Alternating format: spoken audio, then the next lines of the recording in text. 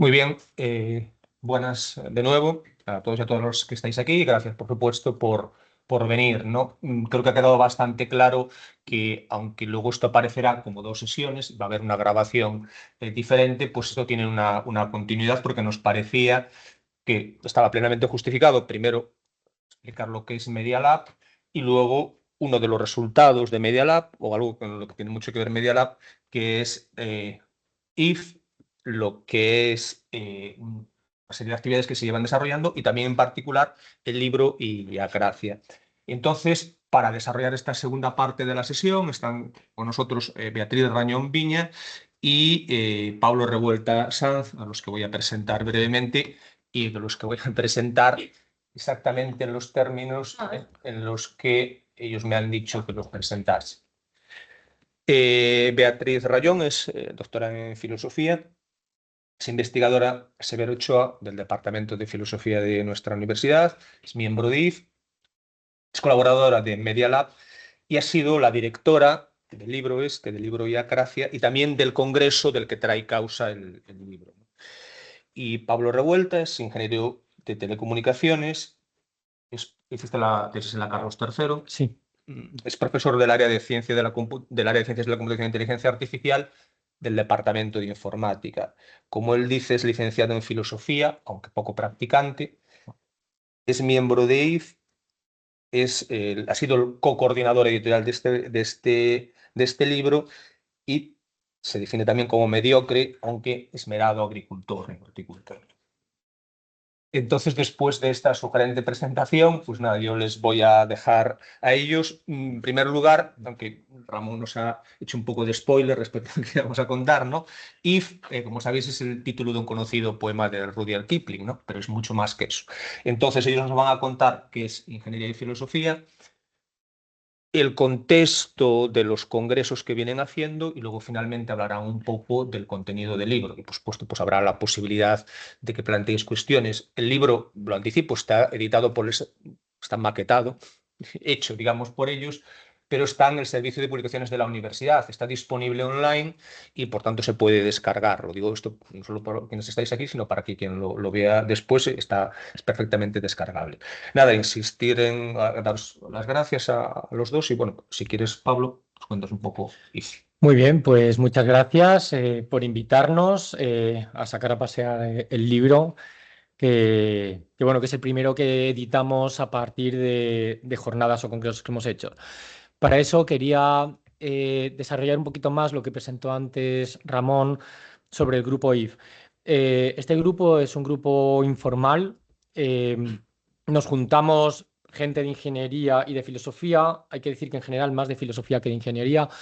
Que vemos que hace falta coordinarnos para abordar ciertos temas y más últimamente sentimos que nos desbordan a la hora de analizarlos. Esto empezó, como ha dicho Ramón, en el 2018, en el primer año del Media Lab. Aquel primer encuentro fueron comunicaciones mixtas de gente de ingeniería y de filosofía que trataba temas con un cierto impacto social, sobre todo la parte ingenieril, sin un eje temático central. A partir del siguiente año, de la siguiente sesión, mejor dicho, siguiente año, porque este fue diciembre del 18 y el siguiente fue febrero del 2020, ya empezamos a dar un cierto contenido temático a lo que al principio eran unas jornadas. Este ya fue sobre inteligencia artificial, que ha sido algo que de alguna manera ha ido saliendo recurrentemente junto con envejecimiento y diversidad funcional. El siguiente año, durante la pandemia, que se realizó de forma online, estuvimos tratando el desarrollo internacional, basura digital, capitalismo digital y transhumanismo. En el año 2022, donde nos enfocamos en lo que llamamos emociones de silicio y quién elige por ti, fue el primer año también en el que implementamos un aula de extensión universitaria que hemos ido haciendo hasta este año, que ya han terminado las cuartas, y para el que viene ahora, de lo que hablará Bea, que serán las quintas. Con esto también intentábamos vincular al alumnado mixto de ingeniería y filosofía, aunque siempre se nos apunta a alguien de matemáticas o de química o de cualquier otra cosa. Obviamente se abre a toda la ciudadanía. Este último año, por ejemplo, donde se trataba, como ha dicho antes Ramón y desarrollará Bea, el tema del derecho, había bastante gente jubilada que venía de trabajar en juzgados o lo que sea y que le interesaba ese tema. Abierto, insisto, a toda la ciudadanía, como es el objetivo de estas aulas de extensión. Y el congreso y estas jornadas que montamos son parte también de esta aula de extensión. También con eso queríamos atraer al estudiantado para familiarizarle con los entornos académicos e invitarles a presentar también los propios trabajos que hacen dentro del aula, y así ha venido siendo. Siempre han tenido su espacio en las jornadas del Congreso para que presentaran lo que habían estado trabajando dentro del aula. En el siguiente año empezamos a sacar un poco las garras, por decirlo de alguna forma, con las líneas temáticas que vamos decidiendo. Lo decidimos llamar Apocalipsis climático, feminismo y tecnología y pieles tecnológicas. También con su segunda aula de extensión universitaria y el primer congreso. También decidimos que no solo íbamos a limitarnos a invitar a gente a venir, sino a ofrecer la posibilidad de que gente que estuviera investigando esas cosas, investigando o trabajando o activismo abierto a todo en las llamadas a participación. Nos interesa cualquier persona o grupo que esté metido en estos fregados.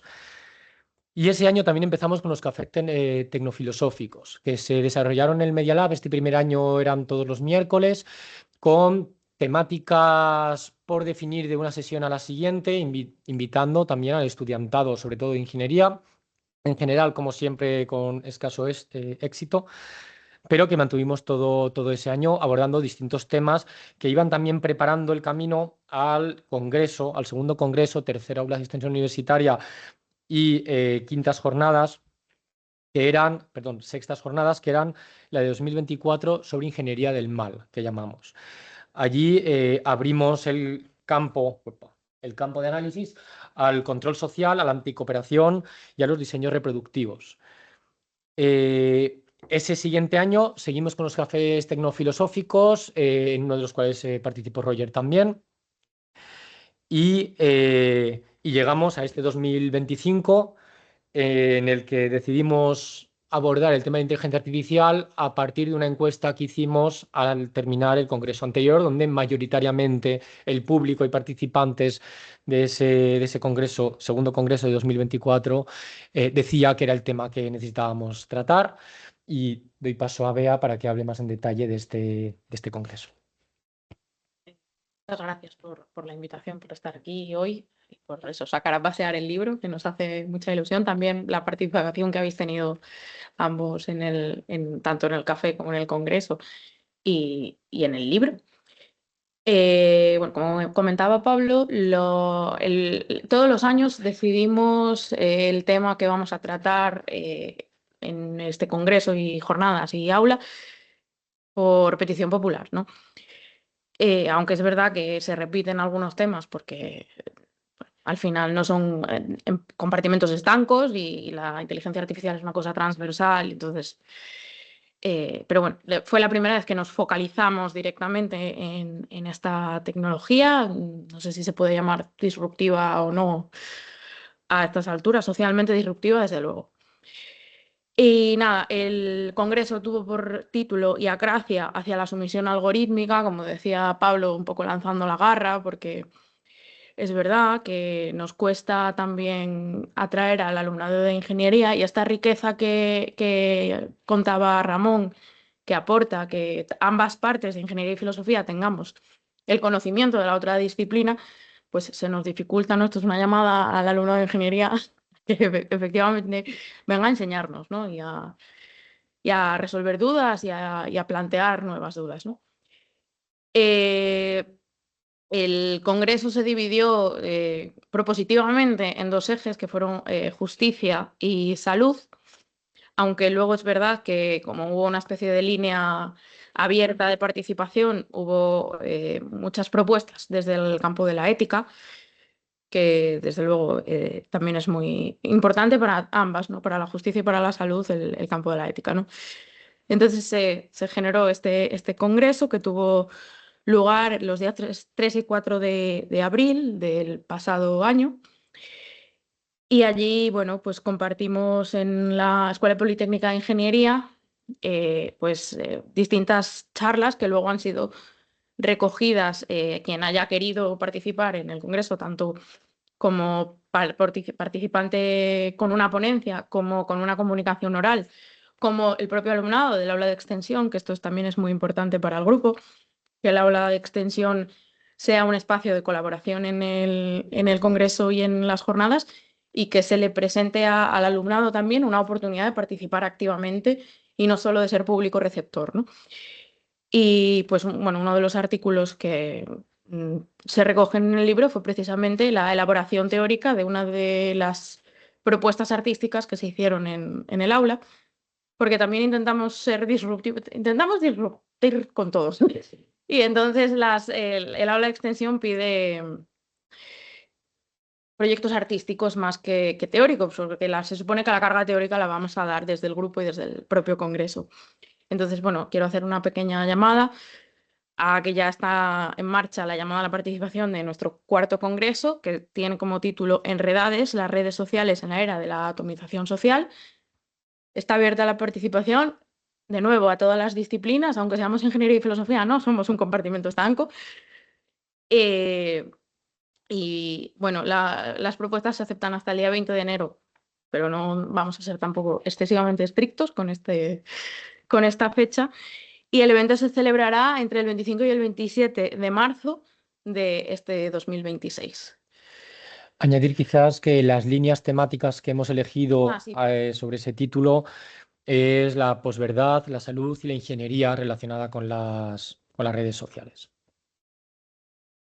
Pero también aceptamos cajón desastre. Como siempre. Como siempre. Porque desde luego lo que queremos es participación, debate y apertura. Y bueno, nada, entrando ya en el tema del libro, se dividió en 3 bloques, porque como comentaba en el Congreso, al final fue derivando hacia tres pensamientos distintos, ¿no? Uno más centrado en el derecho, que en lo que es la propia disciplina jurídica. Después una reflexión más allá de lo normativo y del reglamento de la inteligencia artificial, que también tiene su miga.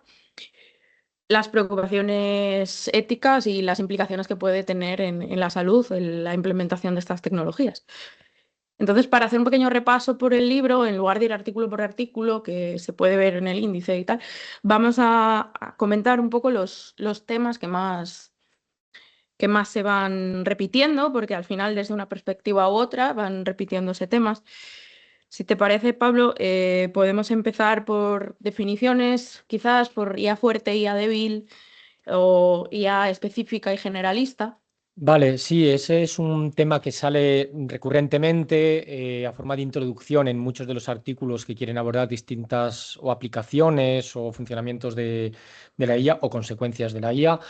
Esto es, bueno, conocimiento relativamente común, creo, socialmente, de que las IAs que tenemos son instrumentos que son capaces de resolver mejor o peor ciertas tareas concretas, empezando por Deep Blue, que fue la primera que se hizo relativamente famosa venciendo a Kasparov, creo que en el año ya 96, 97.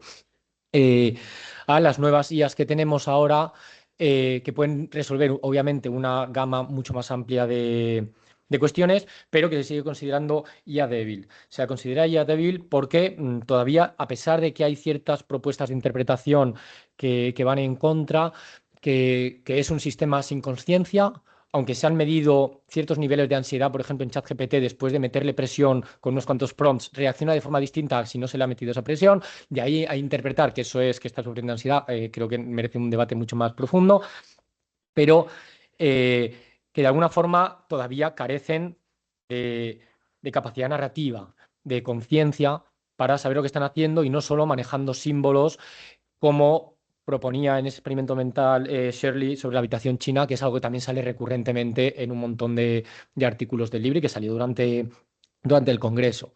Está por ver si la IA fuerte es algo posible o no. En cualquier caso, gran parte del consenso es que en cualquier caso ahora mismo no lo hay. Hay ciertas propuestas sobre un cierto tipo de algoritmos de inteligencia artificial que funcionan por realimentación y castigo, que, dado que funcionan de una forma parecida a como el conductismo dice que funcionan en general los seres animados, en última instancia también las personas, sí este tipo de modelos deberían ser reconocidos en un mínimo nivel como ciertos sujetos, insisto, con una capacidad muy mínima, muy lejos de la nuestra, pero con una capacidad distinta de cero, de esa evolución que podría ir ampliando sus capacidades hasta potencialmente igualarnos en todos esos sentidos o superarnos. Claro, esto de alguna forma, y también se discute en el libro, afecta también pues a nuestra definición como seres humanos, ¿no? Que somos los humanos para poder seguir distanciándonos de lo que estamos generando. Más allá de eso, y no totalmente solapada a esto, está la diferencia entre IA generalista e IA específica sobre si atajan ciertos problemas concretos o pueden dedicarse a casi a cualquier cosa. Es verdad que ChatGPT y Gemini y todos los cloud, todos los que hay alrededor, es lo más parecido que tenemos a una IA generalista, aunque todavía mucha investigación sigue insistiendo en que eso no es generalista, que generalista tiene que abordar muchos otros aspectos como decisiones éticas, capacidad de planificación de itinerarios personales, etcétera, que obviamente estas herramientas todavía no lo hacen. Vale, bueno, por ir cambiando así un poco, la parte que se aborda en el libro desde el punto de vista más normativo, desde el punto de vista jurídico, ¿no? Tenemos dos artículos que tratan este tema más fuertemente, uno de ellos de aquí de Miguel. Bueno, una de las cosas que también nos preocuparon durante este congreso fueron la propia implantación, ¿no? Tanto en la ingeniería, perdón, en la medicina como en los sistemas judiciales, porque la automatización de procesos, pues bueno, pues representa desde un aspecto tecno-optimista, pues un ahorro de tiempo, de esfuerzos, de energía y de dedicación humana, ¿no? Pero claro, otro tema que además es transversal al libro, al final no deja de ser el de la explicabilidad y la calidad de los datos con los que se maneja y también la responsabilidad que tenemos con respecto a dejar o delegar las decisiones que tiene una máquina, que si lo instauramos en un sistema jurídico, pues hasta qué punto, quién es el responsable, ¿no? Esta línea que se dibuja, que al final esto va de dibujar líneas y poner límites, bueno, es escabroso y sobre todo porque, claro, una implantación en un sistema como puede ser el judicial o el médico, los errores son graves. No es lo mismo que yo haga un experimento en mi casa con una norma a mi gato, que le pueda poner al gato si entra o no con, yo que sé, un sistema de inteligencia artificial en una puerta, que yo lo implemente, por ejemplo, en el sistema de violencia de género, que es el caso que abordaba Miguel, o pues en la propia administración del sistema judicial, que es el otro caso que se aborda desde esta perspectiva. También, y un poco relacionado con este tema, hay una propuesta optimista en este sentido que nos hizo una persona de una empresa llamada Iberus, que propone un centro de excelencia en IA responsable, ¿no? Que también, bueno, puede abrir la puerta a debates de qué significa una IA responsable, quién es el responsable de la IA. Pero bueno, es una propuesta desde el ámbito de la empresa, que también es un ámbito que nos interesa desde la ingeniería y la filosofía, desde nuestro grupo, que abordaban, ¿no? Pues quizás una centralización para resolver problemas legales, para dar formación, que esto es una cuestión muy importante, y para intentar evitar el tema de los sesgos. Y con esto le lanzo la pelota a Pablo, que nos haga recorrido por más sesgos que encontremos en el Y libro. entre otros, ¿no? Los sesgos es un tema central en muchos capítulos del libro. Hay muchísimos sesgos reconocidos por la psicología, centenares de ellos, entre otros de los que más afectan al uso de inteligencia artificial, el de disponibilidad, el de confirmación y el de burbujas, o en el caso extremo con la IA generativa, autoburbujas, ¿no? Es decir, ya no hace falta escuchar a gente que piensa como tú, porque la IA ya te devuelve exactamente lo que tú quieres escuchar. No hace falta. O sea, nos vamos aislando cada vez más. Está muy relacionado también con otro tema central, como ha dicho Bea, sobre la caja negra, ¿no? La explicabilidad y trazabilidad de las decisiones que hace la IA, que está relacionado sobre si eso es lo que está generando problemas para definir o no, para decidir o no si la IA es un sujeto ético, y es que quizás que para empezar no lo entendemos bien y por eso la fetichizamos, que es algo que también ha salido recurrentemente en el libro, le damos propiedades humanas. Cosa que también varios artículos del libro alertan, humanizar la IA es deshumanizar al ser humano. Es decir, ese es una especie de mantra que también se va repitiendo en distintos en distintos capítulos, ¿no? O en un sentido marxista, cuando fetichizamos algo, le otorgamos capacidades autónomas y eso hace que quienes hemos otorgado esas capacidades empezamos a comportarnos mecánicamente, es decir, como objetos y no como sujetos en nuestra relación con esa especie de sujeto emancipado en nuestro control. Y por supuesto el tema de la responsabilidad. Insisto que fue más allá de pequeñas propuestas sobre si sistemas basados en la recompensa les podemos responsabilizar de ciertas decisiones y por lo tanto castigarlos porque tienen su propio mecanismo de evitación de esos castigos. Podemos educarlos, por decirlo de alguna manera, igual que se educaría a una mascota. Aunque la gran mayoría de las propuestas se centran obviamente en los seres humanos y ahí también hay mucho debate sobre legisladores, sobre empresas, sobre desarrolladores o sobre usuarios. ¿En cuál de estos 4 principales grupos debemos poner más o menos responsabilidad? Si es por igual, si es según el poder que tienen sobre esos sistemas, etcétera. Te devuelvo. Bueno, nada, otro tema que también importa, o sea, que también se aborda en el libro y que, bueno, es importante en esta reflexión que hacemos, es el impacto ambiental que tiene la inteligencia artificial. Se hace un análisis de que al final, bueno, cuando hablamos de lo digital parece que existe una inmaterialidad, pero tendemos a olvidar en el debate, además se nos acusa, ¿no? A quienes reflexionamos de esto, sí, pero al final la responsabilidad de la IA o la responsabilidad de las decisiones no deja de ser la segunda fase del problema, que el primer problema es el consumo que se hace de energía y de agua y, bueno, los límites materiales que tiene la Tierra, que es un debate muy importante.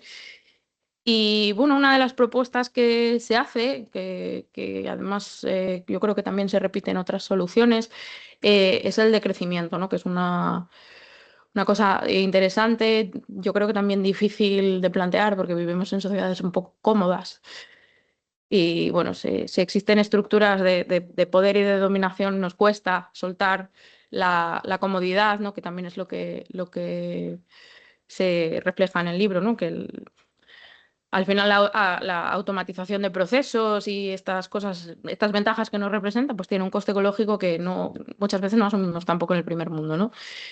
Y que esta perspectiva también es importante y, bueno, igual no tenerlo todo en la nube, ¿no? Es una propuesta que se hace o no acelerar tanto, decelerar un poco y volver a sistemas anteriores porque no los necesitamos. Necesitamos la eficiencia, ¿no? Es un poco la pregunta que lanzan, ¿no? Desde esta reflexión que se hace. Pero bueno, puedes, si no, Pablo, hablarnos también de otros antídotos que hayas que se traten en el libro, Eh, que no solo el sí, de crecimiento. Claro, es verdad que ese artículo lo que dice es no teníamos que estar hablando de cómo usar la IA, tenemos que estar hablando de si tiene sentido que exista la IA en este momento, ¿no? Y eso es algo que vemos también ahora con toda la tensión que se está generando en torno a Groenlandia, ¿no? Que entre otros motivos es la existencia de tierras raras que hay allí, porque la gran mayoría de los yacimientos del resto del mundo están en China y obviamente ahí no van a entrar por ahora. Eh, es verdad que hay antídotos de distintas propuestas. Claro, había artículos que se centraban en efectos psicológicos sobre el uso en las personas que usan la IA. Y ahí los antídotos van más en la línea de autoconocimiento, de pausa, de vuelta a relaciones humanas. Se habla mucho de la diferencia de comunicación conjuntiva o conectiva, que luego Miguel puede desarrollar un poquito más porque es de su artículo. Y cómo la IA está desplazando comunicaciones en las que están implicados los cuerpos, la empatía, lenguaje no verbales, a una comunicación estrictamente simbólica, hasta donde entendí de tu artículo, te lo añade lo que quieras, y cómo eso empobrece.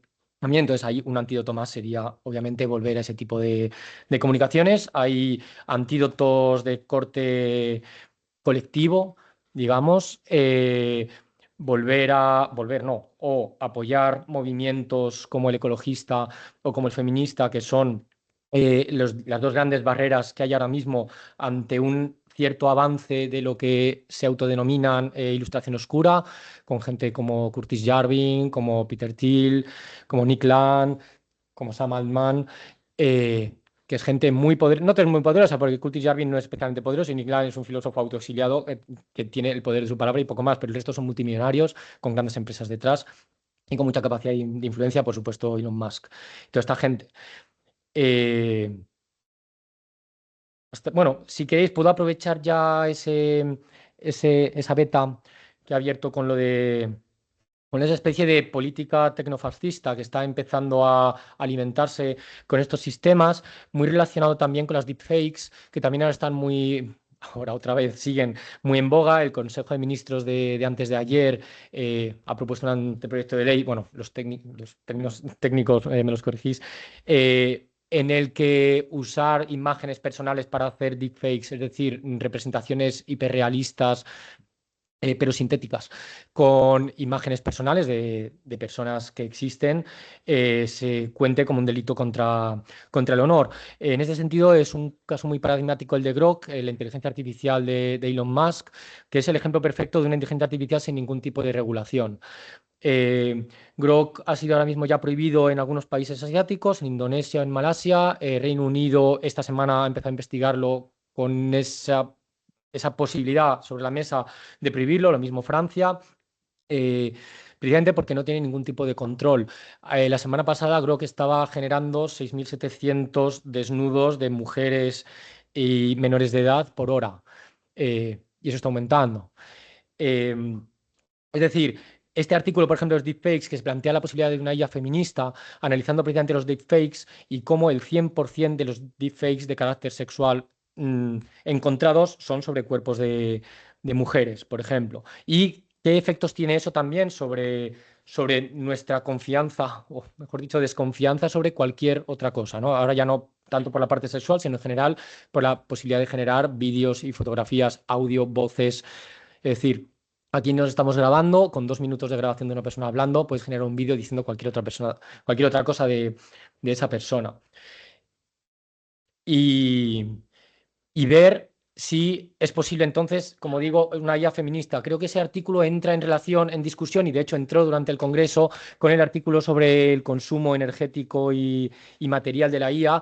Claro, desde esos otros autores y desde un ecofeminismo, línea Yayo Herrero, dice, pues es que la IA no puede ser feminista, porque su propia infraestructura amenaza la vida, ¿no? Sobre todo con el nivel de desarrollo que están teniendo los centros de datos y el crecimiento que se espera de ellos. Bueno, yo creo que más o menos hemos abordado quizás todos los temas, y sí que quería relacionar esto que decía ahora Pablo con algo que salió en la sesión con Ramón, ¿no? De por qué no se, o que lo comentabas tú, creo, Miguel, que no estamos, que han pospuesto limitar los deepfakes, y bueno, toda la presión política que se está ejerciendo ahora con ICE en Estados Unidos, generando vídeos de ciudadanos civiles atentando contra estas fuerzas que están precisamente en esta verdad fuera de Internet haciendo lo contrario, ¿no? Y están atacando a civiles e incluso asesinando civiles. Y este uso de la inteligencia artificial es totalmente aterrador. Y bueno, yo quería lanzaros también una pregunta, aprovechando. Yo quería añadir 2 o 3 teminas más que ya he recogido. Nada, que creo que también eran importantes porque también salían de forma más o menos recurrente. Uno era el de la descapitalización o externalización cognitiva, según las fuentes. Cómo la IA va reduciendo capacidades y cómo eso ya se empieza a notar en ciertas estadísticas, por ejemplo, de la OCDE sobre capacidad lectora. Cosa que podemos experimentar todo el mundo sobre nuestra capacidad de orientación en mapas, nuestra capacidad de traducir, nuestra capacidad de ligar, es decir, está afectando a todos los ámbitos personales. Otro tema que salía en relación a las relaciones, valga la redundancia, y de cómo las afecta, cómo la IA genera, que antes he nombrado brevemente en esa especie de autoeco que nos devuelve, cómo está generando una relación de aprobación y sumisión. Es decir, la IA nunca nos va a llevar la razón. Incluso va a decir cosas que son falsas con tal de darnos la razón al decirle que se ha equivocado y que no es así, que es de esta otra manera, y cómo eso genera expectativas irreales de las relaciones humanas, como venía demostrando desde hace muchos años la pornografía, por ejemplo, pero esto ya afecta a cualquier otro ámbito, no solo a las relaciones sexuales, y cómo eso es probable que desemboque en ciertos niveles de desadaptabilidad social que empezaremos a ver más pronto que tarde. Y por último, el tema de la soledad. Es decir, hay algunos artículos específicamente, de hecho, que venían del aula de extensión y que tienen su correlato también en una representación artística, hablando de las personas mayores, donde también se mete la brecha digital de por medio y cómo la IA se plantea a veces como una solución cuando, según este artículo, puede ser parte del problema. Es decir, cómo estos sistemas están favoreciendo autoencerrarse en un diálogo con uno mismo, con esa ilusión de estar hablando con otra persona, que puede funcionar a veces como terapeuta. De hecho, Grok, por ejemplo, tiene uno de sus modelos, puedes elegir varios modelos, uno más gracioso, otro más serio, otro más académico, y uno es terapeuta, que lo primero que te pregunta es, si estás nervioso, empieza a respirar y ahora me cuentas. O sea, sin absolutamente ningún tipo de control de quién ha diseñado esas interacciones, ¿no? Y ese debate de si la IA nos potencia capacidades que parecían intrínsecamente humanas o al revés, ¿no? O nos las está reduciendo y también reduciendo nuestra capacidad social, que es lo que también teníamos como específicamente humano. Sí, bueno, y el trabajo sobre la soledad en su forma visual y de póster también se puede ver en el libro, que fue el trabajo que se presentó en la propia aula y que después se transformó en un artículo que, bueno, que trata lo que acaba de decir Pablo, solo por puntualizar. Y bueno, sí, no, eso, la pregunta que yo os quería plantear era precisamente con este tema de los límites desde un punto de vista judicial, cómo se establecen estos límites, porque al final desde la filosofía hacemos una reflexión teórica, pero la parte, digo, aplicable es la que abordáis, ¿no? En esta facultad. Sí, en primer lugar agradeceros porque creo que ha sido un diálogo muy interesante que está abierto también a los demás, ¿no? Porque no habéis sustituido la lectura del libro, sino sugerido la lectura del libro, ¿no? Y yo creo que además escuchándoos, bueno, yo ya había visto parte de las cosas, pero, o sea, es mucho más sugerente, mucho más rico de lo que a uno a veces puede, porque tratáis, se han tratado muchos temas, ¿no? Una cosa que quería primeramente comentar, creo que con esto se evidencia algo que es muy importante, que es casi la necesaria interdisciplinaridad de aproximación a cualquier tema, pero que en este es muy evidente, ¿no? Y bueno, es ingeniería y filosofía, pero podría ser medicina, economía, ha aparecido aquí, filología. Creo que has comentado el tema, por ejemplo, de las traducciones, o sea, de cómo han mejorado las traducciones. Creo que eso también tiene una cierta ambivalencia, ¿no? Cultivar, y qué tiene de malo, ¿no? Eso, ¿no? No sé si lo visteis esta semana, no sé qué era, de DILP decía que en 3 años, una reunión, por ejemplo, cada uno podrá hablar en su idioma. O sea, no necesitarás saber inglés para ir a un congreso porque podrás, en teoría, hablar en su idioma. ¿Quién puede estar en contra de eso, no? Descapitalización cognitiva, por lo demás, todo Claro. bien, ¿no? Claro, no, los traductores te dirán, bueno, y también nuestro trabajo, lo que es la famosa, esa película, ¿no? Lo que se pierde en la traducción también, es decir, hay que ver cómo se hace. Pero bueno, quiero decir que está afectadas muchas cosas, ¿no? En relación a lo que tú comentabas, Beatriz, bueno, hasta ahora Europa había apostado frente al, digamos, el liberalismo salvaje norteamericano y el intervencionismo estatal chino. Bueno, parece que el modelo europeo buscaba la garantía de los derechos y la garantía de los derechos se trataba de obtener a través de una norma que impusiese límites. El propio proceso de elaboración del reglamento es interesante porque ahí ves cómo se fue descafeinando las propuestas. Las propuestas del reglamento siempre eran mucho más ambiciosas, las propuestas de la Comisión y del Consejo Europeo, donde estaban los estados, fueron siempre mucho más restrictivas. Y eso no ha acabado ahí. Es decir, una vez aprobado el reglamento, en parte todavía no está en vigor, desde el 2024. Hay partes que no serán obligatorias hasta 2030. Bueno, ¿dónde estaremos en 2030, ¿no? Entonces, ahí el derecho, bueno, yo creo que es más, el reglamento responde más a la garantía del mercado que a la garantía de los derechos. Lo que quiere es permitir que en Europa circulen cierto tipo de productos informáticos y también con cierto nivel de hipocresía, porque hay sistemas que no puedes vender en Europa, pero que puedes fabricar en Europa siempre y cuando los vendas fuera.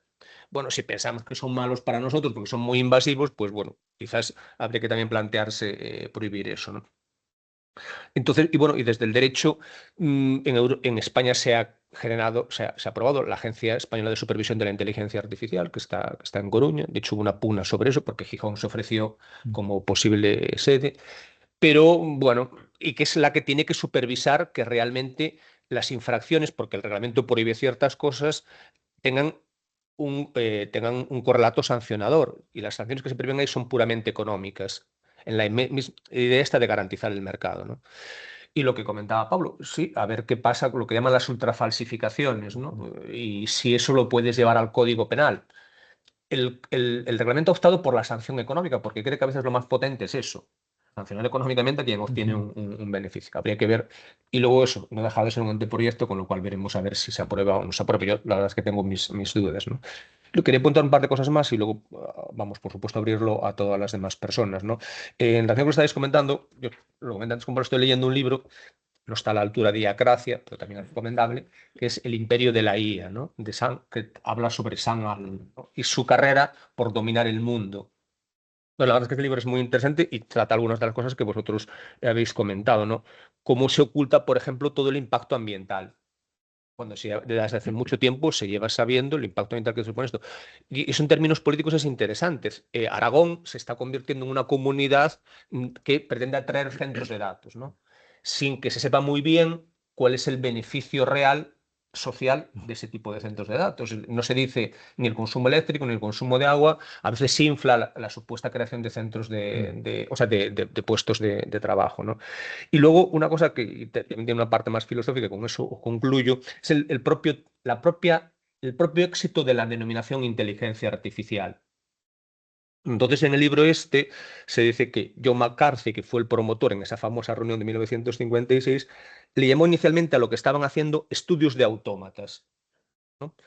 Dice el libro, al no despertar demasiado interés entre sus propios colegas, se puso a buscar una expresión más evocadora. Se decidió por el término inteligencia artificial. El nombre de inteligencia artificial fue, por tanto, una herramienta de marketing desde el principio, que incluía la promesa de lo que la tecnología podría traer consigo. Inteligencia suena como algo intrínsecamente bueno y deseable, sofisticado e impresionante, algo de lo que sin duda la sociedad querrá más, algo que debería aportar un beneficio universal. El cambio de nombre cumplió su objetivo. Las dos palabras suscitaron inmediatamente más interés, no solo por parte de los inversores, sino también de los científicos, ansiosos por formar parte de un campo incipiente con unas ambiciones tan colosales, ¿no? Bueno, yo creo que eso refleja bastante bien, ¿no? Y todo este proceso de antropomorfización de la inteligencia artificial nos habla de ver, de escuchar, de hablar, ¿no? Por añadir algunas cosas que han salido. Hablabas también del impacto laboral, que es algo que intentamos atraer cuando llegamos al Congreso y de hecho que tratamos algo en el aula de extensión y que luego no recibimos, mejor dicho, muchas propuestas en esa línea. El otro día leí una entrevista de Simon Johnson, es el Nobel de Economía, no recuerdo si de 2025 o 2024, que contaba que en una reunión con Sam Altman precisamente le había preguntado que si no estaba preocupado por los impactos laborales de lo que estaban desarrollando. Y Altman le respondió, no te preocupes, tú y yo jugamos en otra liga, seremos dioses. Y lo cita, pues bueno, él es relativamente crítico con este camino. Hablando de los consumos energéticos, el año pasado, probablemente ahora sea bastante peor, ChatGPT gastaba unos $700.000 al día en electricidad, sobre todo mantenerlo encendido, es decir, manteniendo funcionando. Todo eso es casi todo refrigeración, calor y agua, que es parte de lo que consumen estos centros de datos y que los hacen, pues bueno, que tenemos que tener en cuenta eso, que como decía Miguel, también se ocultan. Y con lo que acabas de leer sobre el factor propagandístico, marketing de la IA, creo que hay que recordar que ha habido ciertas empresas a las que se les ha descubierto que detrás de una supuesta interfaz donde había una inteligencia artificial, en realidad había trabajadores en países del tercer mundo con unos salarios míseros respondiendo como si fueran una IA. Es decir, que al final parece que terminamos valorando más que eso sea una IA por ese rollo moderno tecnológico que tiene, aunque ni siquiera lo sea, ¿no? Cuando creo que muchas de las personas habrían preferido saber que detrás hay un ser humano respondiéndole, ¿no? Muy bien. Tenéis la palabra. No sé si, Miguel, tú quieres comentar algo. O sea, no sé si hay alguien más de las que están aquí que habéis colaborado en el libro. Sí. Vale, Bien. pues no sé. Puedes contarnos un poco, no hablar de vuestra parte en el libro. Bueno, tampoco quisiera yo aquí hacer un resumen de lo que hizo Pablo, porque realmente resumió muy bien lo que sería el espíritu del artículo y trabajo con la acción de los elementos más relevantes, el cómo nos relacionamos con la inteligencia artificial y cómo eso va a afectar al sujeto y cómo a partir de ahí también se construye una cierta agencia del individuo en algo que realmente no la tiene y termina afectándonos tanto a nivel anímico como social, como relacional, y cómo va reforzando movimientos que ya vienen de antes, porque la transición de un modelo encarnado de comunicaciones y relaciones de persona a persona, con todas las implicaciones que tienen, hacia el simple intercambio sintáctico a través de tecnología y los diversos recursos que tenemos hoy en día, que en el próximo congreso invito, si os interesa ese ámbito, a investigar, porque daría ello. No me gustaría profundizar nada más, invitados a leer el artículo en tal caso, y que creo que son estadios bastante importantes que tenemos que cuestionarnos en una tecnología que lamentablemente lo más relevante es intentar parar, porque no es sostenible a futuro algo que puede dejarnos más destrozados de lo que tristemente ya estamos, pues por lo menos plantearnos, mientras fuerza su existencia, cómo deberíamos situarnos junto a ella. Sí, y nada, mi artículo se enmarca más en esa parte de la definición de la IA, que bueno, yo opto por una definición de la IA débil, ¿no? Principalmente viendo pues esos problemas que también tiene con el problema de la caja negra o los fallos que comete la inteligencia artificial al confundir correlación con causalidad, pues que esos, sí, estas debilidades que tiene pues en mi consideración no permiten considerar que actualmente tenemos una IA fuerte. Y también me enmarco en esa otra parte del Congreso de la rama ética y me pregunto por la responsabilidad en la toma de decisiones a través de la IA, pues en esos tres momentos, ¿no?, que se podrían identificar como desde el humano partiendo. Sí, o sea, teniendo decisión durante todo el proceso en el que funciona la inteligencia artificial, como cuando solo tiene que inferir en un pequeño momento del proceso e incluso en el peor de los casos, cuando ni siquiera hace falta que haya un seguimiento humano detrás, ¿no? Y nada,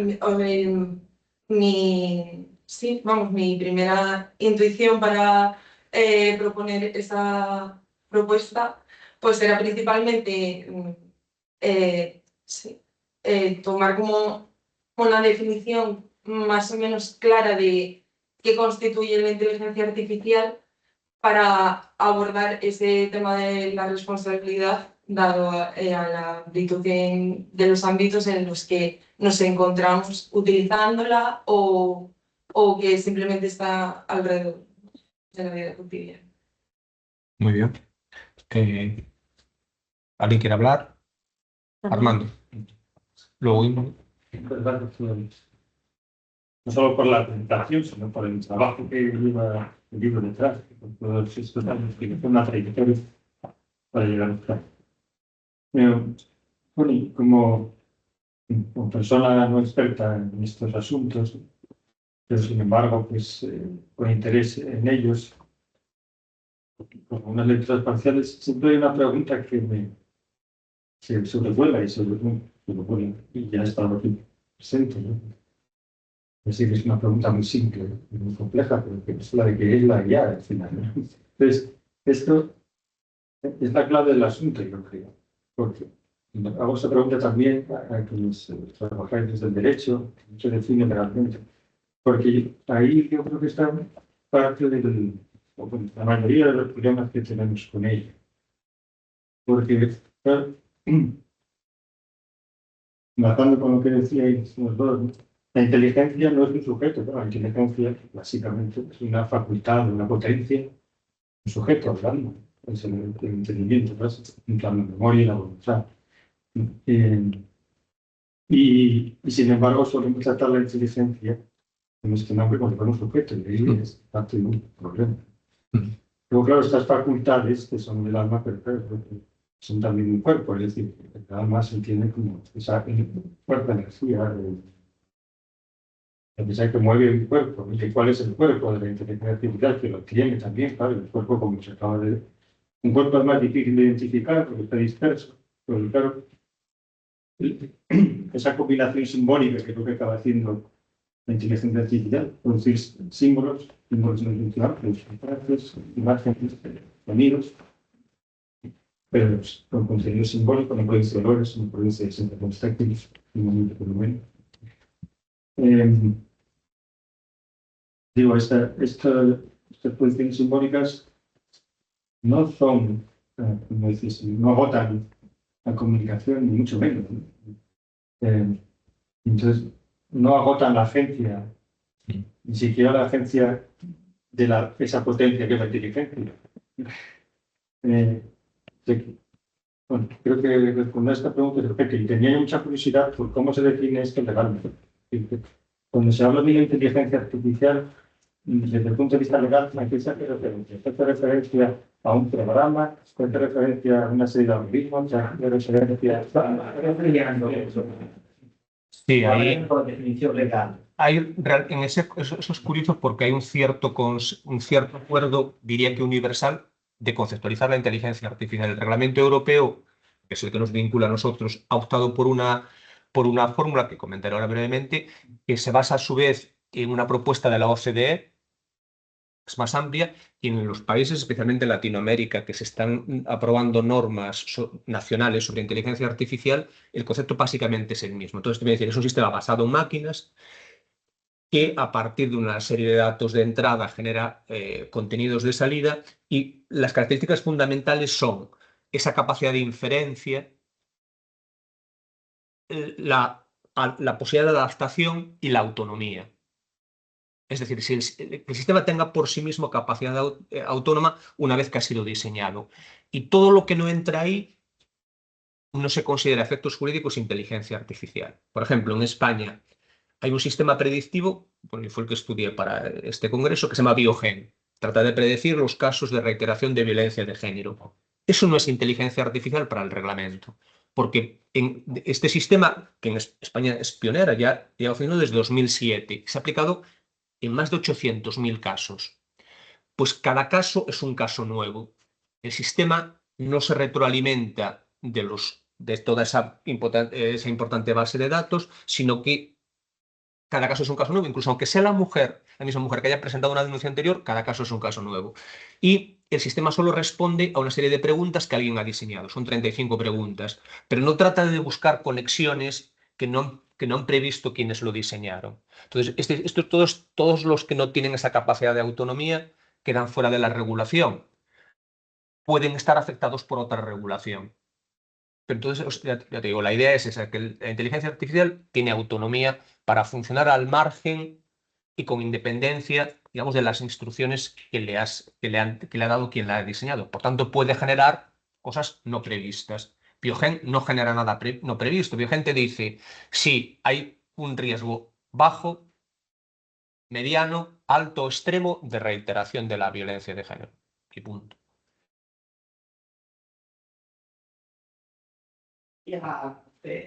Recoger, después de la definición legal, también, que ahí lo hay, el guante filosófico de la cuestión que planteas. Creo que el mayor problema definitorio no tiene tanto que ver con la inteligencia artificial, sino con la inteligencia seca. Es decir, lo que no tenemos es una definición de inteligencia, una definición científica, que lo que estamos intentando reproducir a nivel de la inteligencia artificial no lo tenemos para lo que es la inteligencia, que es, como han dicho, una facultad, pero que llamamos inteligencia en un sentido bastante coloquial. Papers científicos sobre el concepto de inteligencia, sobre la definición científica experimental de inteligencia, creo que no los hay. Y esto me parece que tiene mucho que ver con el tema de fondo que habéis muy agudamente sacado a colación, que es el tema de la antropomorfización de la inteligencia artificial. A mí, yo reconozco que es una perspectiva algo provocativa, pero a mí me gustaría romper un poco esa falacia del antropomorfismo de la inteligencia artificial en el sentido siguiente. Por un lado decimos, y es cierto, debemos cometer el error de antropomorfizar una cosa que nada tiene que ver con lo humano, con esas potencias y facultades humanas. Pero a la vez presentamos los sesgos de la inteligencia artificial, las discriminaciones de la inteligencia artificial, la creación de deepfakes hechos por inteligencia artificial. Entonces, en ese sentido, por un lado, decimos que no hay que antropomorfizar, pero por el otro, al decir que la inteligencia artificial hace ciertas cosas, la estamos antropomorfizando, porque lo estamos poniendo en un nivel paralelo. Y de ahí viene la provocación. A mí me parece que el primer favor que le podríamos hacer al no antropomorfizar la inteligencia artificial es empezar a considerar diferentes, con un valor social y también jurídico diferentes, los actos humanos de los actos de la inteligencia artificial. Y pongo el ejemplo. Pablo antes mencionaba algunos ejemplos de deepfakes. Me parece que sí. Imaginaos que alguien ahora me ofrece un café, pero que lleva burundanga. Por tanto, se aniquila mi voluntad y me convence para que me desnude aquí delante de vosotros, quede grabado, se me saquen fotos y se publiquen, ¿no? Esa sería la publicación de los desnudos. Ahora, imaginemos unos deepfakes, unos desnudos inexistentes, sino creados por la inteligencia artificial. Para mí, desde el punto de vista jurídico, considerarlos como equivalentes, lo que estamos haciendo aquí es antropomorfizar a la inteligencia artificial. Hay que manejar algún criterio que todavía nos permita distinguir lo que es humanamente real de lo que es virtualmente real, que está ahí. Pero no son contrarios, lo humano, lo real humano y lo real virtual, pero existen. En cuanto a las... Entonces creo que esa es la primera idea. Y no, para mí no va por las facultades, la diferencia. Ahora, la diferencia entre inteligencia artificial y humana, cuando nos planteamos la necesidad de buscar criterios que nos demarquen de una manera clara, para mí no va de lo que se puede hacer, de lo que puede hacer la inteligencia humana y de lo que puede hacer la inteligencia artificial. Para mí la diferencia hoy, no sé mañana, hoy está en que la inteligencia artificial no tiene cuerpo. No es que no tenga mente, no es que no tenga inteligencia, es que no tiene cuerpo. Puede tener materia, pero esa materia no es un cuerpo biológico. Si empezamos a ahondar en conceptos como el de inteligencia, de conciencia y las facultades, vemos que tienen mucho que ver con lo fenoménico, con la dimensión fenoménica, no solo con la dimensión cognitiva. De hecho, la inteligencia artificial puede reproducir con mucha eficacia los procesos de la conciencia cognitiva. Es decir, cuando yo explico el por qué hago las cosas, cuando doy razones, cuando doy argumentos. En lo que tiene muchísimas dificultades la inteligencia artificial es reproducir la conciencia fenoménica, es decir, las sensaciones. Por eso no puede reproducir el hambre, no puede reproducir el dolor, no puede reproducir las sensaciones, porque el proceso depende de ciertas capacidades perceptivas que son las que no tiene.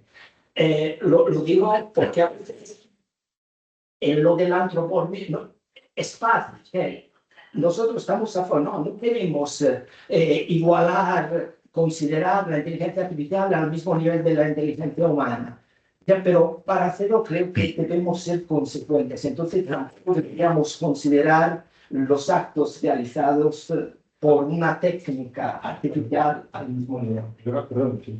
Por entrar un poco en el asunto.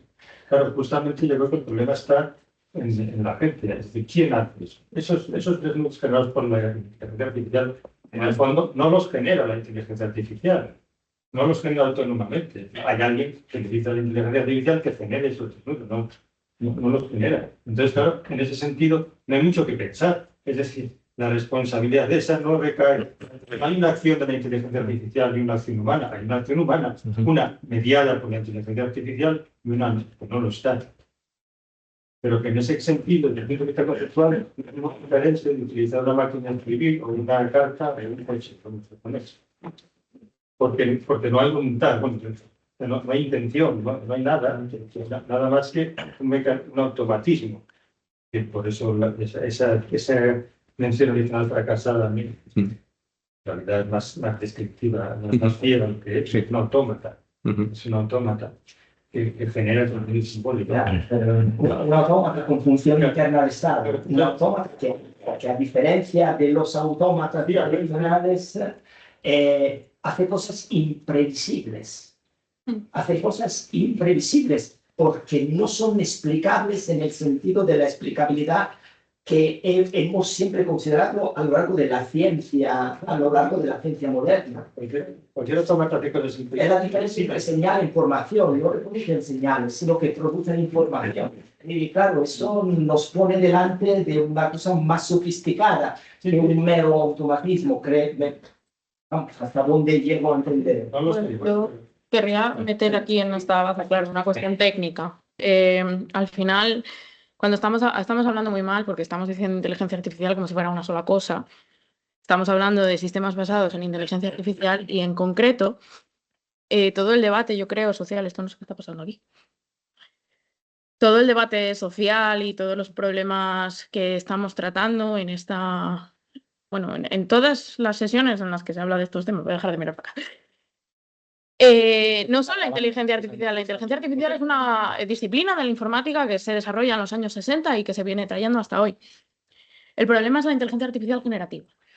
Ese es el tema que nos lleva, cuando hablamos de inteligencia artificial, en realidad queremos decir inteligencia artificial generativa, y ahí es donde ya yo difiero un poco, Armando, porque puede que en un primer momento es verdad que la agencia la tenga la persona que mete el prompt.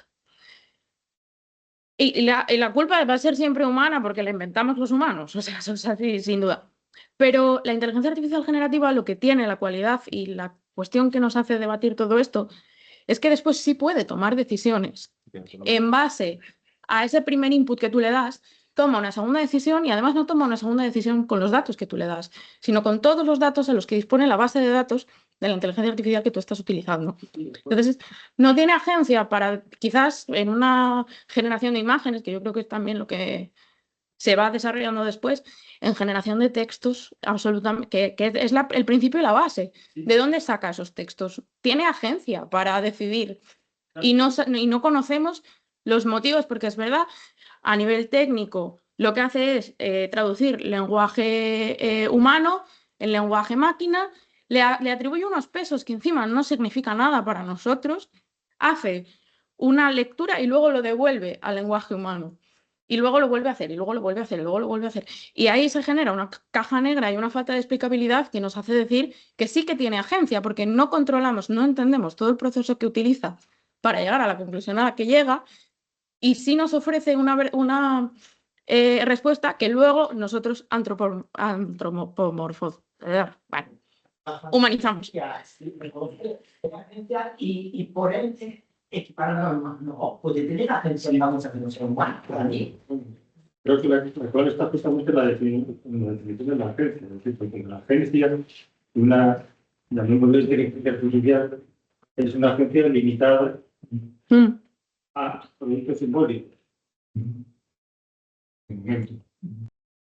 De momento, sí. ¿Quién sabe? Sí, Pablo no sé qué. Sí. Bueno, creo que ahí, bueno, nada, he hecho No. Y luego hay que, es un término muy por diseño. Sí. Gracias. Han salido un montón de cosas, voy a intentar ser súper breve. Respecto a qué es un termostato, de alguna forma es un sistema inteligente, tiene realimentación, tiene inputs, tiene salidas, funciona de forma autónoma una vez se ha preparado. Es verdad que no genera salidas nuevas, como sí que estamos viendo ahora, qué pasa con estas cosas.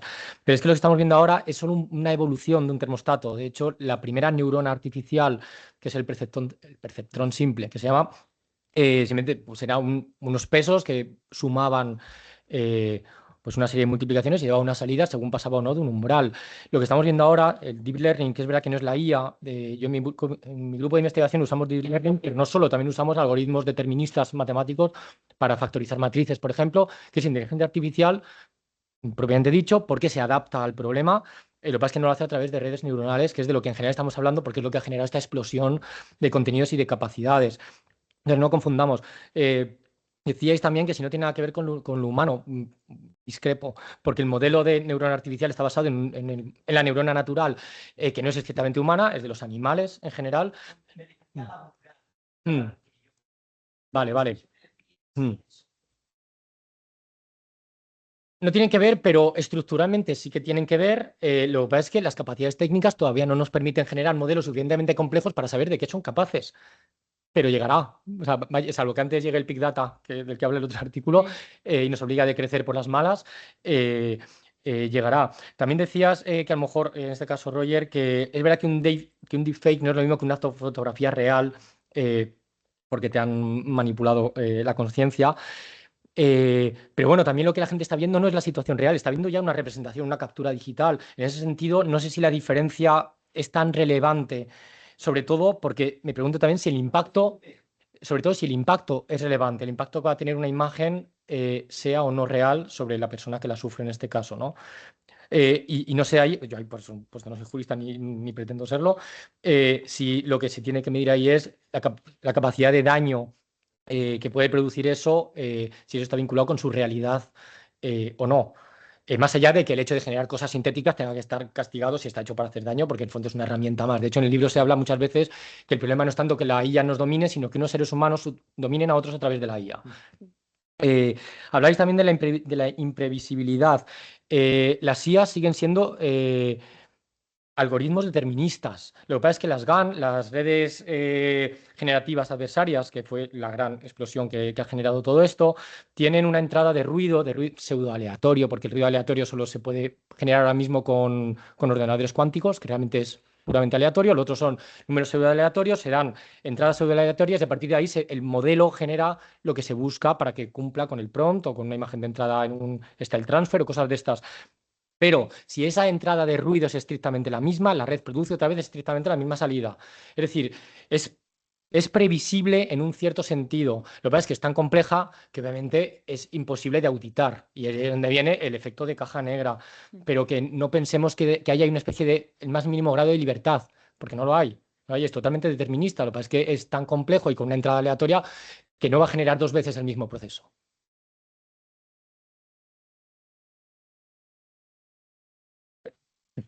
Sí, eso es otro melón, ¿no? El determinismo. De comparar la inteligencia artificial, la artificial humana, sino de empezar a vislumbrar características que reconocemos bien en la inteligencia artificial que nos cuesta más que conocer los humanos. Lo veo desde el punto de vista político, es algo que nos pasa, que vemos nosotros por el tema de la motivación de las decisiones.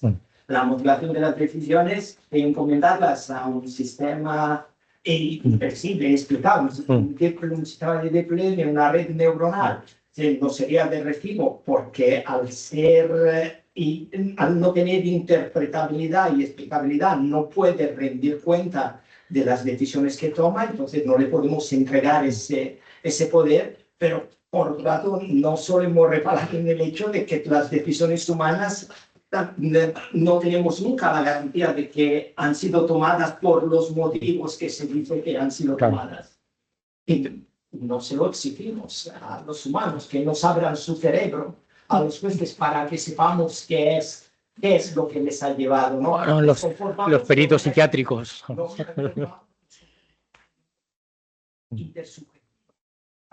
una argumentación, pero nunca sabes si de verdad el juez ha decidido eso por esas razones, pero no nos importa. Y una última cosa que quería añadir, el cuerpo que tiene, estoy de acuerdo en que no tiene cuerpo en el sentido en el que tú lo decías, sí que lo tiene en el sentido en el que lo decía Armando, como infraestructura física necesaria para que eso funcione. Esto no funciona en el vacío, pero lo tendrá también. Es decir, la inteligencia artificial es la avanzadilla de robots autónomos con sensores que pueden reaccionar a inputs del entorno como lo hacemos nosotros, y ahí tendremos una nueva barrera que caerá, igual que el psicoanálisis se cargó la racionalidad, o sea, vamos a perder.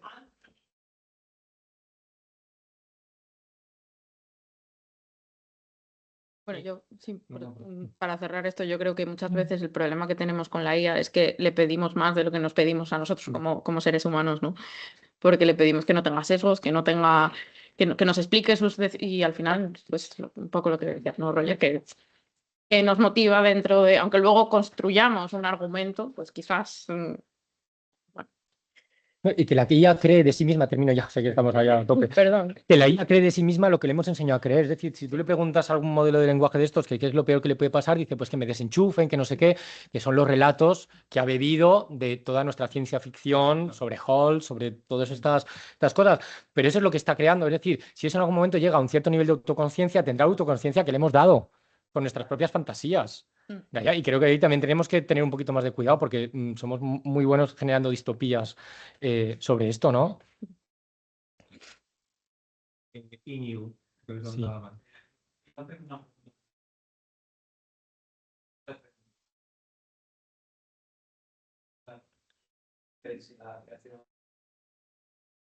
La creación de la IA. Y es que precisamente con esto de los deepfakes, evidentemente, pues primero lo interpretamos desde el punto de vista de la persona dañada, la cual se ha basado la IA para generar esas imágenes de contenido determinado. Entonces, lo llevamos a la cuestión del derecho al honor, derecho a la intimidad y lo demás. Pero es que hay otro ángulo que, por un lado, me parece más peligroso, que va directamente a aquello que no es la transformación de imágenes, sino es la generación de imágenes y no de imágenes previas o que podemos ser una persona. Entonces, parece un poco abstracto, pero hay en YouTube hay un vídeo sobre un debate que tuvo a finales de los 70, principios de los 80 en Estados Unidos, en el que estaba debatiendo la cuestión de la pornografía y la primera enmienda y todo lo demás. Entonces había una abogada, como son en América, muy pro primera enmienda, que bueno, hay que admitirlo, porque todo esto de la austeridad y todo lo demás está anticuado. Y pues decían, bueno, pero también se llama pornografía infantil. Bueno, pero eso, para tener ese tipo de material, es imposible obtenerlo sin verlo en niños reales y por lo tanto se les está haciendo un daño. Entonces eso se puede, la teoría liberal que tenemos aquí individualista, eso lo puede comprender perfectamente. Y me respondió el presentador, bueno, pues, claro, podría haber alguna manera de generar contenidos ultra realistas que no se hayan obtenido de ninguna persona humana, en este caso, como lo haría usted. Dijo la otra, bueno, afortunadamente eso es imposible. Dicho y hecho, estamos hoy con lo más urgente ahora es lo que está pasando, o más que porque últimamente compró podemos utilizar los deepfakes, utilizar personas vivas, personas reales, para generar este contenido. Entonces, eso sí que se puede, creo que abordar desde el punto de vista de los derechos fundamentales, de demandas tradicionales.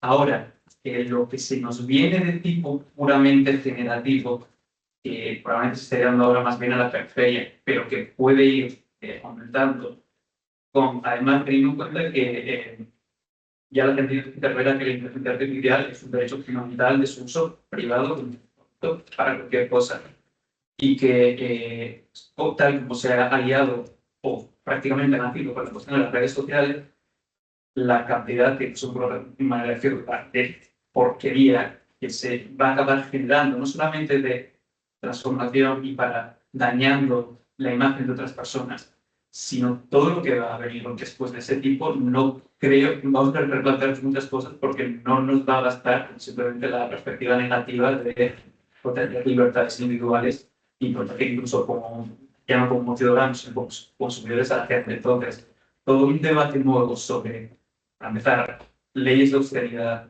bien público, bien común, va a ser necesario y no sé hasta qué punto, ahora a mejor nivel, estas cosas se han tenido más en cuenta en el reglamento, por ejemplo, europeo, o en las legislaciones que se está viendo ahora, o se está haciendo todo enfocado protección meramente de consumidores y mucho menos, porque yo sé, protección de libertad de intimidad y honor y todo lo demás.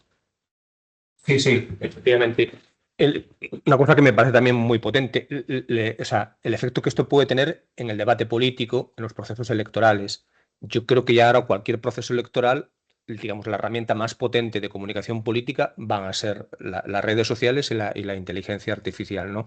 Y la capacidad, sobre todo, de influir negativamente. Es decir, que 2 días antes de las elecciones salga un vídeo de uno de los candidatos, que puede ser demoledor y es igual difícil de desvirtuar. Que ya, bueno, sí, ya hay casos. O sea, en Turquía, en las pasadas elecciones presidenciales, un candidato se retiró 2 días antes porque había salido un vídeo muy comprometedor y le decía, no voy a ser capaz de explicar que esto es mentira. Entonces prefiero ya tirar la toalla, ¿no? Claro, eso es un reto. La legislación electoral española tendría que dar una respuesta a eso, ¿no? Y también el papel que tienen las redes de control político. En su día, Twitter suspendió la cuenta de Trump. Claro, Trump se creó su propia red, podía hacerlo, ¿no?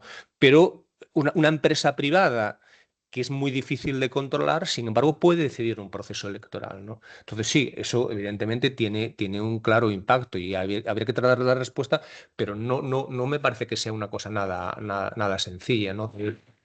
Porque en el derecho esperas dar una respuesta rápida y eficaz, y el derecho, no sé si es eficaz, pero rápido no suele ser. Yo creo que lo que estás comentando, estos ejemplos de injerencias políticas, de alguna manera siguen teniendo encaje, porque sigue tratándose de representar mentiras y eso de alguna forma siempre, o sea, lleva existiendo de toda la vida. Veo más interesante lo que has comentado en concreto de sujetos que no existen, ¿no? Hace ya bastantes años, hace al menos 6 años, había ya una página que se llama This Person Doesn't Exist, donde te ponen caras y puedes generar caras. Además tienes slides donde dices, no, un poco más negro, un pelo más negro, más mayor. Eso existe, ya se puede hacer, está aquí. Y cómo eso se legisla desde un paradigma liberal, que creo que es lo interesante, porque efectivamente ahí no hay un sujeto que ha sufrido ningún tipo de agravio, por muy perversa que sea la representación. Y creo que es bueno, ahora me decís, yo creo que es difícil legislarlo desde esa posición liberal. A mí eso siempre me recuerda a un libro, se llama Marxismo y Revolución Sexual, de Alejandra Kollontai, fue activista y ministra en el primer gobierno soviético, donde ella abordaba el tema de la pornografía, obviamente no estaba con estos temas, diciendo que la pornografía no solo afectaba a la mujer que es prostituida en ese momento, sino a las relaciones fuera de ámbitos prostituidos entre hombres y mujeres. Es decir, que de alguna forma pervertían o ensuciaban o trastocaban cómo los seres humanos nos relacionamos, aunque no seamos usuarios o víctimas de la pornografía. Y quizá con esto está pasando, o sea, puede pasar algo parecido, pero claro, ese es un paradigma fuera de lo liberal. Entonces, seremos capaces de... Claro, claro, no me dejo provocar, estoy de acuerdo. O sea, la cuestión es si hay algún ámbito al que podemos apelar para proteger nuestras relaciones como colectivo y no solo los daños infligidos a personas individuales. Porque si no, estamos de manos atadas, como decías, ¿no? Y como decía aquella abogada en ese momento. Bueno, Dani. Sí, no. O Chus.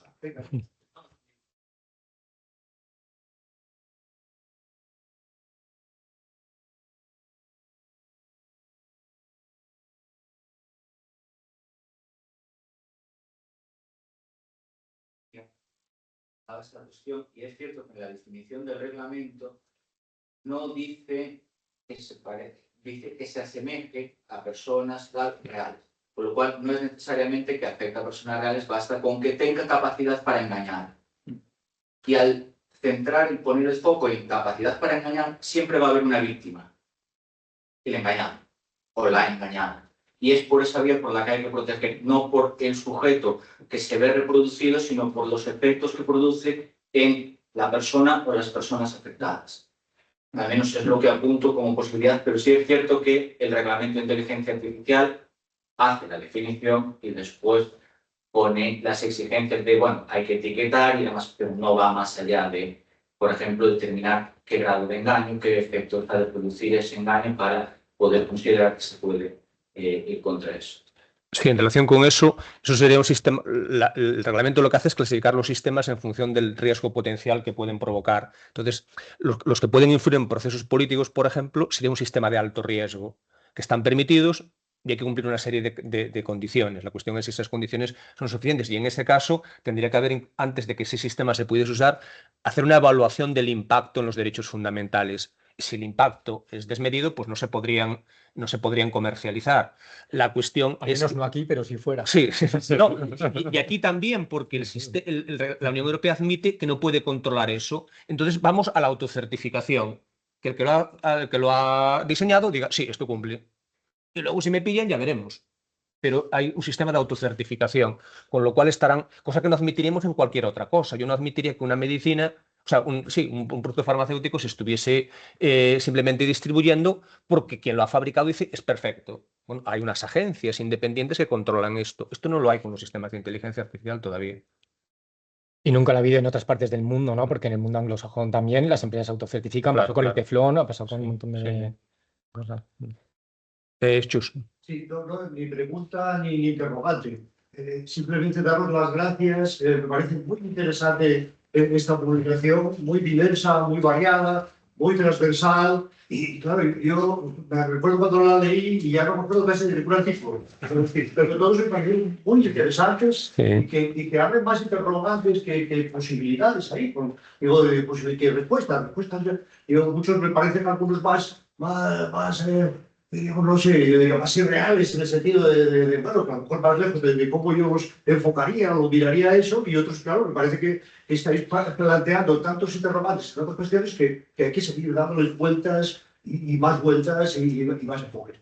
Nada más, pero por eso no soy capaz de hacer una pregunta, que todo lo que estáis hablando yo me pierdo. Son tantas cosas a la vez que diríamos que me pierdo y que me provocan cierta incertidumbre. Por eso tengo que ir poco a poco, a veces pensando natural. Pero fue un goce y disfruté leyendo todos esos artículos. Cada uno de ellos planteaba muchas posibilidades, alternativas, interrogantes, cuestiones que me parecen eran muy, muy ricas y, como bien decía Miguel, muy transversales, en las cuales, diríamos, son los enfoques a veces más éticos, más jurídicos, más filosóficos, más diríamos, tecnológicos y de posibilidades y de riesgos.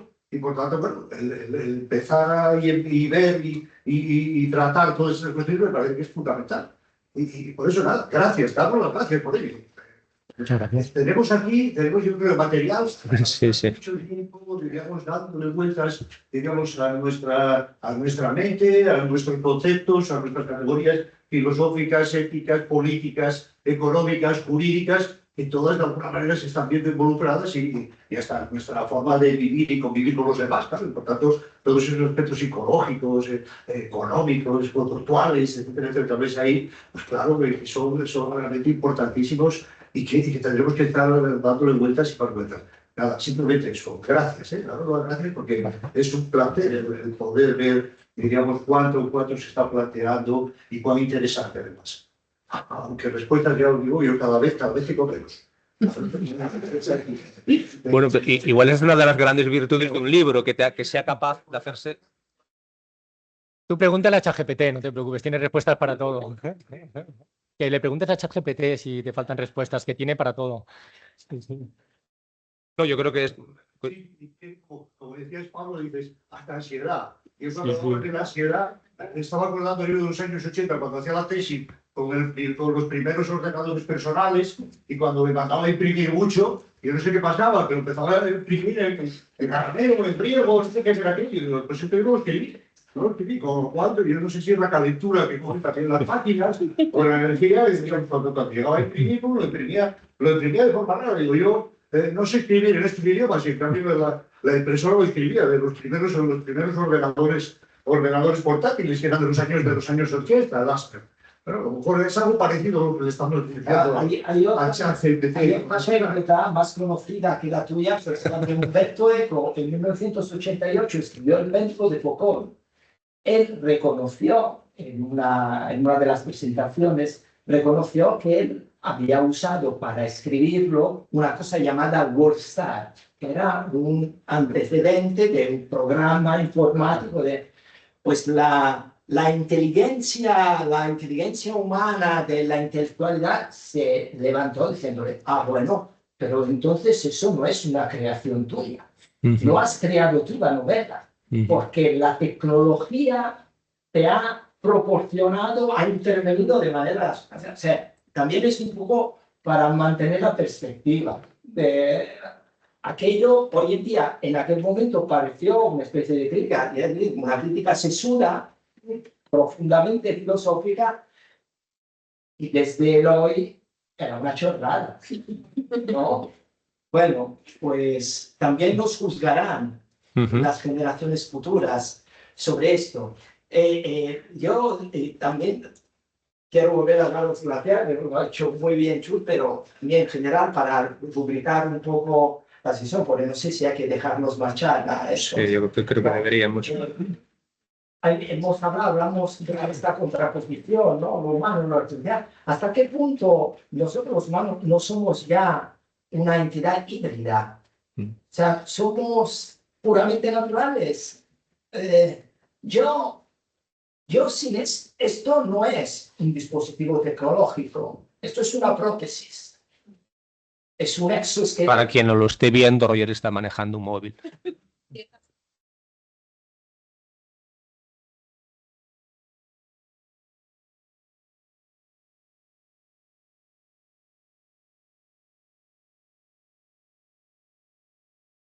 Pura híbrida, manotecnológica. Hay un artista australiano que es la primera persona reconocida como cyborg, al que le han permitido aparecer en su foto de identidad con un implante que le permite oír colores porque tiene esto, ¿no?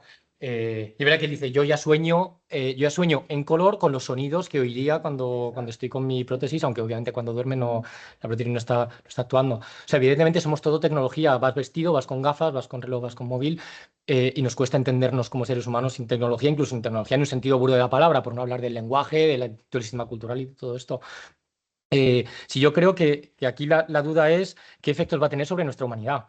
O sea, porque ya está imbricada, ya pensamos y cada vez más escribimos. El otro día decía Marta, otra compañera de IF, decía, es que a mí me llevan los demonios, porque estamos preparando para un proyecto europeo y dice, no pongas esa frase que suena muy a IA, vamos a cambiarla ya. Pero si es que yo escribo así de toda la vida. Y ella se exasperaba, ¿no? Porque además no la usa, encima se niega a usarla ya para escribir. Y ya dicen, no, tenemos que cambiarlo, no vaya a parecer que... pues bueno, nos va a terminar calando, vamos a terminar escribiendo con el estilo de la IA, pues bueno, al final seremos IA en el sentido acotante, digamos, de la palabra, creo. Bueno, yo creo que, bueno, si vamos a esta de crecimiento, ¿no? Yo puedo dejar el móvil y yo sigo siendo yo y de hecho casi lo agradezco, no tirar el móvil. Es verdad que, bueno, pues en esta comodidad en la que vivimos, pues la dependencia tecnológica nos hace estar todo el rato rodeados de gadgets, pero yo creo que la tecnología nos ayuda, pero yo no me siento menos mi identidad por no llevar el móvil conmigo, aunque es verdad que lo llevo a todas partes, ¿no? No, es otra cosa. Otra cosa, bueno, sí, otra cosa puede que sí. Muy bien.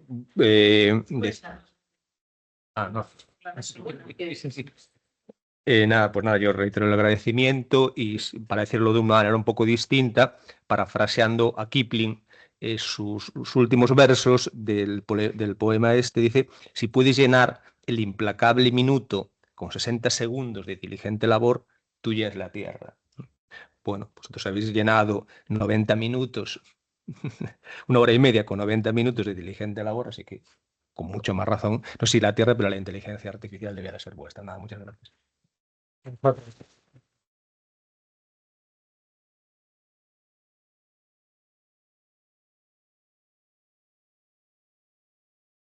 Estos son unos minutos de publicidad. Sí. Que ya los tienen.